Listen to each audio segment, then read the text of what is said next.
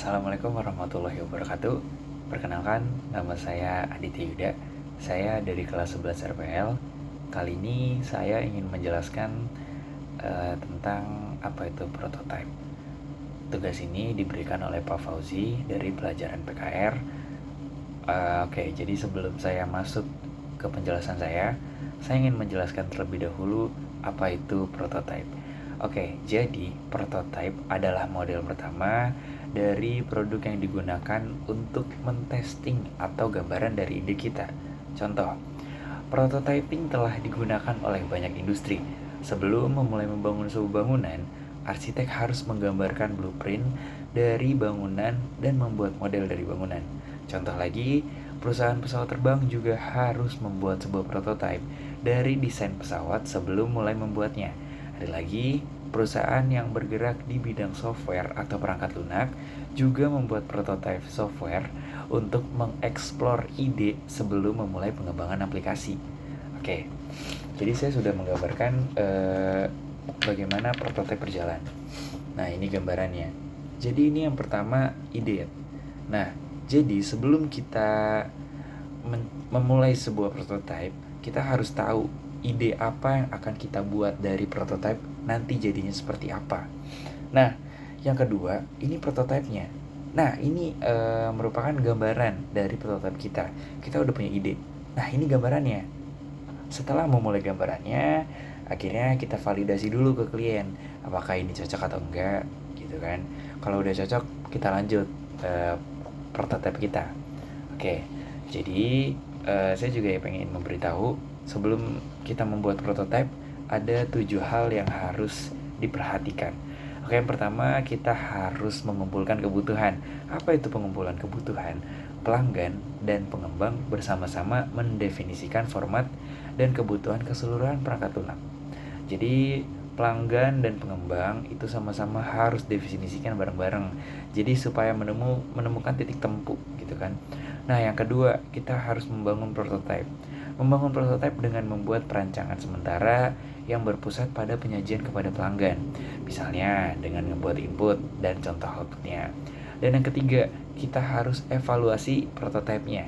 Evaluasi ini dilakukan oleh pelanggan apakah prototipe yang udah dibangun sudah sesuai dengan keinginan klien atau belum. Nah, yang keempat, kita harus mengkodekan sistem.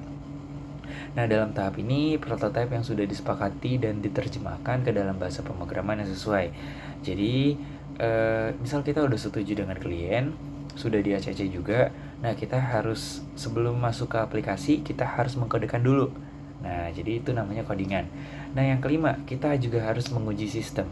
Setelah sistem sudah menjadi suatu perangkat lunak yang siap pakai, nah itu harus dites dulu sebelum digunakan. Pengujian ini dilakukan bisa dengan papan tulis, bisa dengan black box, basis pad, pengujian arsitektur, dan lain-lain. Nah, yang keenam, kita harus evaluasi sistem. Pelanggan mengevaluasi apakah sistem yang udah jadi sesuai dengan yang diharapkan. Jika udah, maka langkah ketujuh dilakukan. Jika belum, maka mengulangi langkah keempat dan kelima, yaitu mengkodekan sistem, dan yang kelima menguji sistem. Nah, yang terakhir, 7, yaitu menggunakan sistem. Perangkat lunak yang telah diuji dan diterima pelanggan siap untuk digunakan.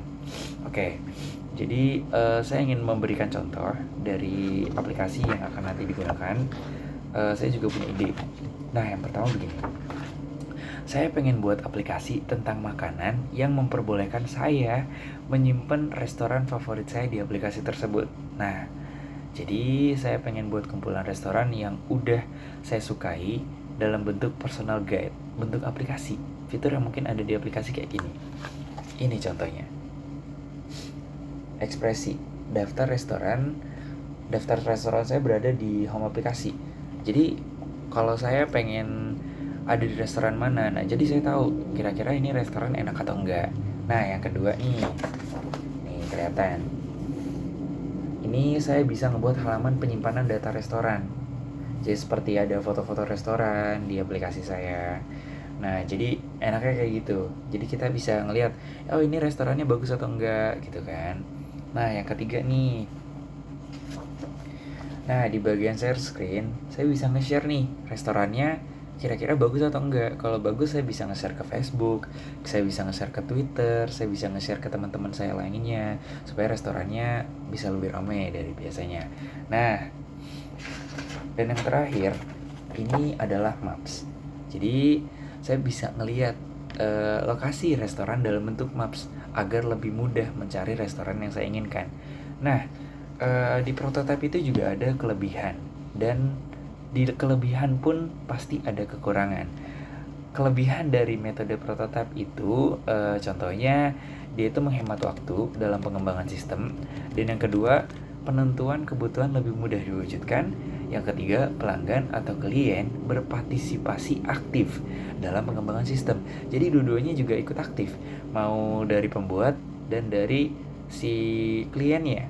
Nah, kelebihan pasti ada kekurangan.